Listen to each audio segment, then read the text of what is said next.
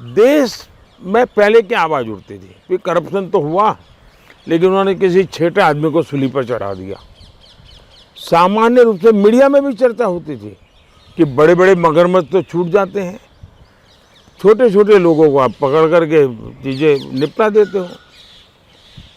फिर एक काले खंड ऐसा आया कि हमें पूछा जाता था 19 के पहले कि आप तो बड़ी बड़ी बातें करते थे, क्यों कदम नहीं उठाते हो, क्यों अरेस्ट नहीं करते हो, क्यों लोगों को ये नहीं करते। हम कहते भाई हमारा काम नहीं है, ये इंडिपेंडेंट एजेंसी कर रही है और हम बद इरादे से कुछ नहीं करेंगे। जो भी होगा हमारी सूचना यही है, जीरो टॉलरेंस। दूसरा, तथ्यों के आधार पर ही एक्शन होना चाहिए, परसेप्शन के आधार पर नहीं होना चाहिए। तथ्य जुटाने में मेहनत करनी पड़ती है। अब अफसरों ने मेहनत भी की, अब मगरमच्छ पकड़े जाने लगे हैं तो हमें सवाल पूछा जा रहा है कि मगरमच्छों को क्यों पकड़ते हो।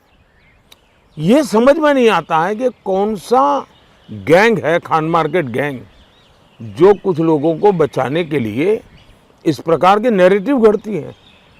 पहले आप ही कहते थे छोटों को पकड़ते हो, बड़े छूट जाते हैं।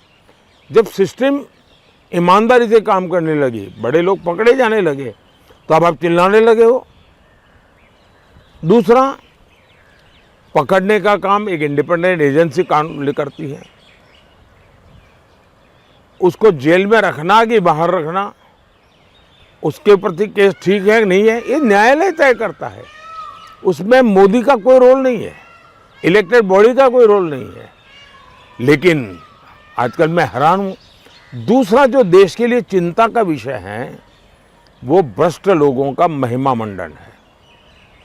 हमारे देश में कभी भी भ्रष्टाचार में पकड़े गए लोग या किसी को आरोप भी लगा तो लोग 100 कदम दूर रहते थे।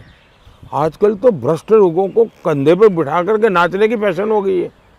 तीसरा प्रॉब्लम है, जो लोग कल तक जिन बातों की वकालत करते थे, आज अगर वही चीज़ें हो रही हैं तो उसका विरोध कर रहे हैं। पहले तो वही लोग कहते थे सोनिया जी को जेल में बंद कर दो, फलाने को जेल में बंद कर दो, और आप वही लोग चिल्लाते हैं। और इसलिए मैं मानता हूँ आप जैसे मीडिया का काम है कि लोगों से पूछे भाई बताइए, छोटे लोग जेल जाने के या मगरमच्छ जलने चाहिए? पूछो ना जरा पब्लिक को क्या ओपिनियन है, ओपिनियन बनाइए आप लोग। कमल का बटन दबाएं, भाजपा को जिताएं।